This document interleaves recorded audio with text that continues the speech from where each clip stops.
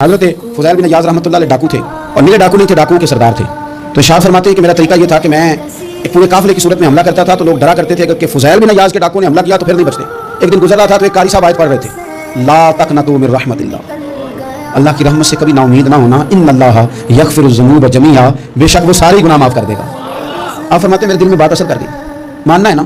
اس نے نہیں ماننا، اس نے 6666 آیتوں کا ترجمہ پڑھ کے بھی توجہ نہیں کرنی. آپ ارادہ کریں نا، آپ اپنے دل کی زمین کو زرخیز بنائیں. فرماتے ہیں میں فوراً وہ آیت سنی تو میں رویا، اور میں وہ حافظ صاحب کے پاس چلا گیا، ان سے اجازت لی، ان کے کمرے میں داخل ہوا. میں نے کہا آپ نے بھی آیت پڑھی ہے کہ اللہ سارے گناہ معاف کر دے گا؟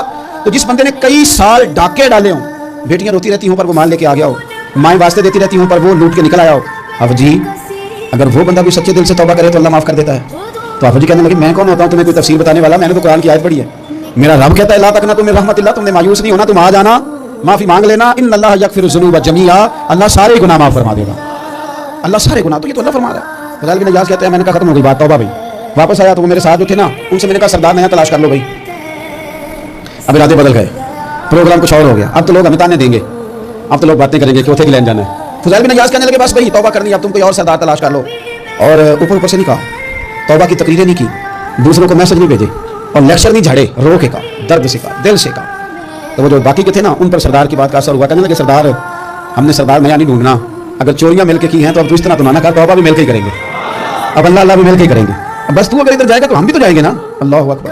فضیل بن عیاض کہتے ہیں ظاہر ہے مال لوٹا کرتے تھے. میں نے مسئلہ پوچھا علماء سے تو انہوں نے بتایا کہ یہ تو حقوق العباد کا مسئلہ ہے، جو لوٹا وہ تو واپس کرنا پڑے گا.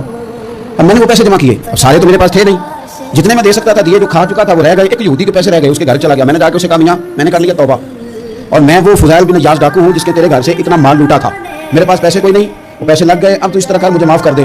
وہ کہنے لگا نا جناب، یہ بھی کبھی کبھی ہوتا ہے، لوگ نا شرافت کو بزدلی سمجھ لیتے ہیں. فضیل بن عیاض سے کہنے لگا میں تو پیسے لوں گا، ایسے تو نہیں معاف کرتا. فرمانے لگے پیسے تو کوئی نہیں، یہ سچی توبہ ہے.